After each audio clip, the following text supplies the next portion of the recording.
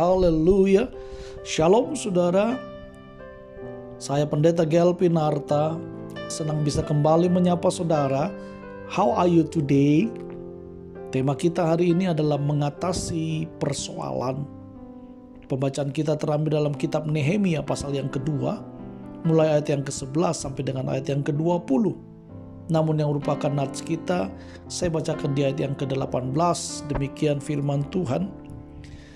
Ketika kuberitahukan kepada mereka betapa murahnya tangan Allahku yang melindungi aku dan juga apa yang dikatakan raja kepadaku, berkatalah mereka, kami siap untuk membangun. Dan dengan sekuat tenaga mereka mulai melakukan pekerjaan yang baik itu. Saudara yang dikasihi oleh Tuhan, sebagian orang ketika persoalan datang menjadi panik, tidak fokus, atau malah menyepelekan dan menunda penyelesaiannya.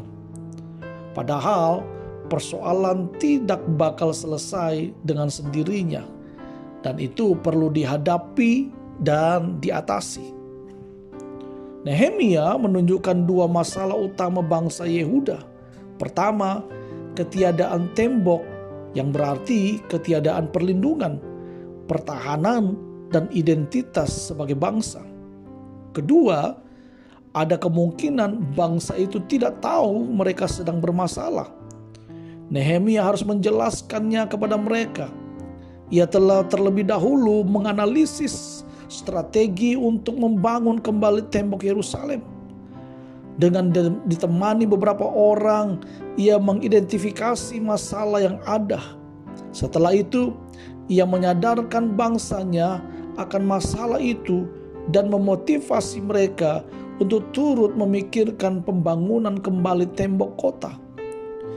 Saudaraku yang dikasihi Tuhan, pembangunan itu diperlukan agar mereka tidak dicela lagi oleh bangsa asing.